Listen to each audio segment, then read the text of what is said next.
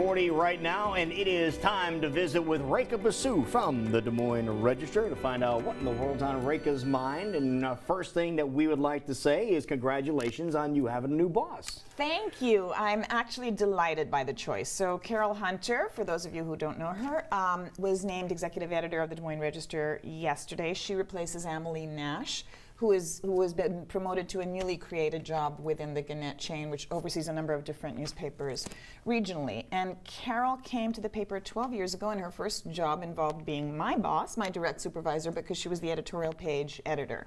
She is a workaholic. She's a very old school journalist in the sense that she really cares about investigative work, about digging, about responsible journalism.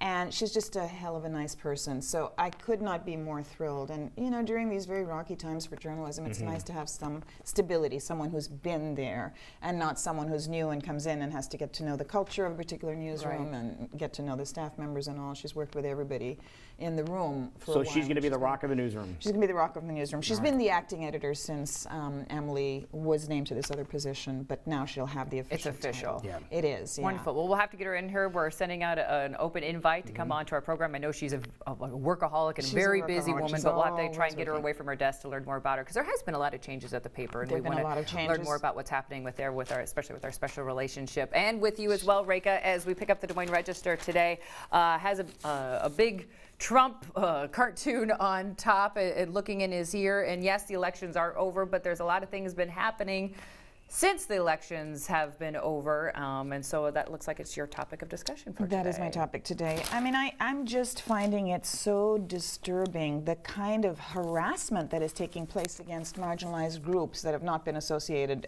with Trump as big supporters, and that he really made a habit of kind of maligning during his campaign, like Muslims, like Latinos, even Asians, LGBT community members, are really facing a backlash from Trump supporters. And it seems so unnecessary. He won. You know, why this kind of retribution, retaliation, gloating? These are not people who did anything. It's just their very being that's being attacked. And one case that came to my attention happened in Windsor Heights last weekend. It was an Indian woman in her 30s, and she did not want me to use her name because she's really terrified for her physical safety.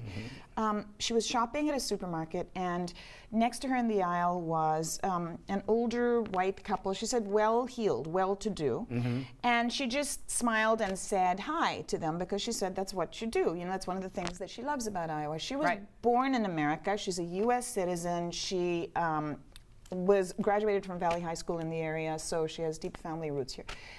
And she says hi to this couple, and the man ignores her, turns to the woman he's with, probably his wife, and says, they'll be deported soon now. Don't worry, they'll soon be deported now, they. And she took the now to mean because of Trump's election, which I think is fairly obvious that the implication was. But to express such overt, I don't know whether you want to call it racism, hostility, xenophobia. This woman also is pregnant by her white American husband. They're expecting a baby, and she's visibly pregnant. So maybe this couple thought she's Latino and coming here to have a, anchor baby or whatever that term is that Steve King came up with.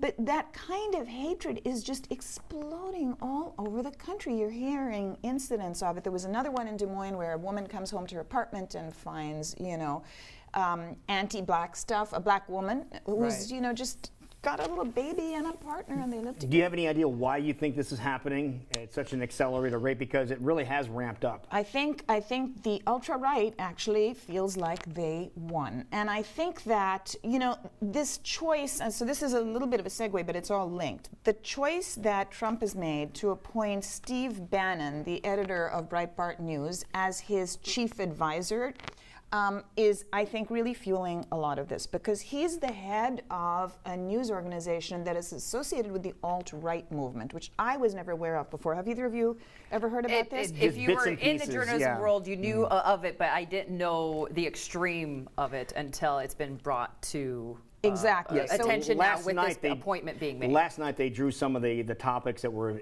discussed in his publication, and your eyes really were open. It's a white supremacist organization, basically. And what they do, the way they have gotten their message across has been by trolling on the internet. You know, we think of internet trolls as a bad word, but in fact these people have gotten their message out by doing exactly that, trolling and memes to put down Jews. They're very anti-Semitic, and black people and immigrants and Muslims, and this is their great claim to fame. They gloat about it. I quoted in my column today someone who is with another online newspaper who openly identifies as a white supremacist, and this whole organization as white supremacist. And these are the people who are advising the president now.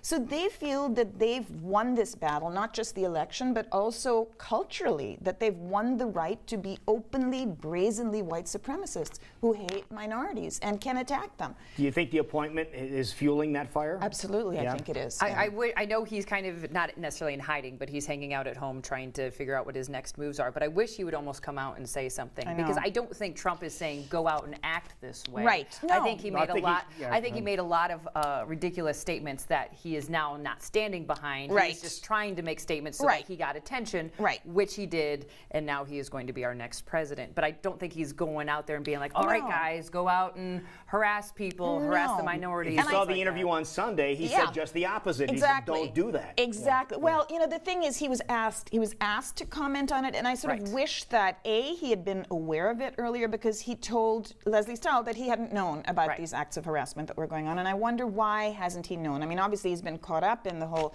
headiness of being elected president and everything that goes with it, but certainly his advisors should be telling him this is what's happening in the name of this election. You know, stand up to it, and B, that he should have said something that without having to be prompted. Even Wenstall I wish he mentioned would have it. said something. He should have just looked into the camera and said, you know, this is completely intolerable. This is not what I ran for. This is not my constituency that's doing it, and you know, you have no business doing this kind of thing. Right. But he didn't. So I think that Yeah, but you have to also think he was probably, as you mentioned, being so wrapped up with everything, he was probably shielded and protected from a lot of that. And that's exactly why I worry about who he's surrounding himself with. You know, if you have characters like Steve Bannon, who are being his top advisor and strategist, can you imagine what he's hearing? It's going to be very selective. He's not going to be concerned about these white supremacist folks or the kinds of attacks that are happening, and that's why. And just appointing someone like him, and I get why Trump is doing it, because I think he still has to satisfy the base that elected him and that he played to, wittingly or unwittingly, during the election process. So he's trying to forge a balance between the old guard and the new guard. So, you know, on the one hand, he has a former head of the Republican Party as, you know, his chief of staff, and then on the other hand, Reince Priebus, and then on the other hand, he has Bannon to keep the far right happy. But I don't think he can have it both ways, because you're playing with fire here, and it's going to erupt. It really is. We're definitely going to find out what the result of that is coming definitely as we head into January. But what can we do right now? If we're seeing, if we're hearing something like this happening in a supermarket, or we hear stories about people having hate speech in legislation or on people's doors, things like that, what can we do as individuals to fight against that? I'm really glad you asked that, because I think that there are a number of very sort of visible but subtle actions that are taking place. Have you heard of the safety pin project? Yes. Okay, No, what's so that? that is where people of goodwill are actually wearing safety pins in one form or another, or on Facebook, some people have changed their profile picture to be that of a safety pin, which symbolizes, I am your safety space. If you're being harassed, if you belong to one of these groups that is being attacked and marginalized, I'm there to speak up for you. So that in the case of this young Indian woman who I mentioned, you know, she was so shocked and horrified, she just put her cans back on the shelf and she left the store. Wow. And she was in shock, and she called family members. And now she feels bad that she didn't stay and fight for herself, but you know, you can't. When you're feeling attacked like that, it undermines your self-worth. And especially in her condition, too. Exactly, exactly. So, you know, if there had been someone wearing a safety pin nearby in the store, she might have been able to approach that person and say, this is what just happened to me. And I think it's very important, Jackie, to your point, that bystanders speak up when they hear this kind of discriminatory behavior. Like we've suggested for other things that are happening around us. If you see something Sexual happening, assault on don't campuses. turn your back on it. Don't turn a blind eye. We teach our kids about bullying in school. Speak up, you know, let's put a stop to it. Now as adults, we kind of need to follow what we're teaching Because this is bullying. That's exactly right. And the other thing is, I am so proud of this community and so many other communities for having peacefully protested in the days since the election, not, by saying overturn this election, because obviously that can't happen. This is democracy. He won fair and square. But by simply sharing their own stories, people of color, turning out to say, this is who we are, and we're going to stand together and support one another. And there's a rally, for example, that Roosevelt, an organization at Roosevelt of students of color is sponsoring on Friday. They've asked me to introduce one of the speakers. Really? The speakers are going to be all people of, these various minority groups representing different organizations and just telling their stories. And I think part of changing the narrative here is hearing real people's stories so that they can't be demonized and made into monsters, which is what has happened during this campaign.